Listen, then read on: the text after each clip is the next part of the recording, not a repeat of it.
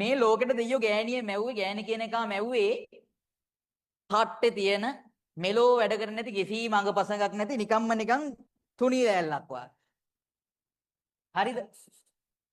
පිරිමියව හෙන කඩවසම් විදිහට මැව්වා. මං දිහා බලන්න එපා ලැජ්ජා හිතෙනවා. හරි. එපා ඉතින්. කඩවසම් තමයි හරි.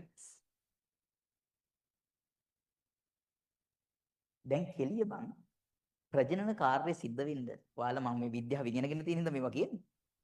ප්‍රජනන කාර්යය සිද්ධ වෙන්න ගෑනු පිරිමි එකට එකතු වෙන්න එපා.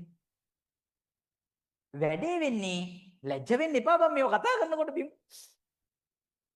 යකෝ උඹලට කරන්න හොඳයි කියලා තමයි අවුල් නේද? හේවල. ඒයි මිනියෝ අහන්න දැන් ඈ. මෙහාට වීඩියෝ කීරවද? ඒයි. දැන් වැඩේ කියන්නේ ගෑණි කැතයිනේ. මිනිහා ලස්සනයිනේ. ගෑණි මිනිහාගේ පස්සෙන් එනකොට අරූ දුවනවලු. කොහොමද බං ප්‍රජනනය වෙන්නේ? දෙයියොන්ට තේරුණා මේකෙන් නම් මේ මනුස්ස වර්ගයා බෝ කරන්න අමාරුයි. ඒ හින්දා ගෑණිව ආයෙ ගෙන්නගෙන ලස්සන කොණ්ඩෙකුයි ඇස් දෙකකුයි හරිද ලස්සන අඟපසඟ ටිකකුයි දීලා 64 මායමුයි අනිත් කැලි 24යි ඔක්කොම දීලා ඔන්න එව්වා. දැන් අම්මට පිරිමියා කර මාරයි.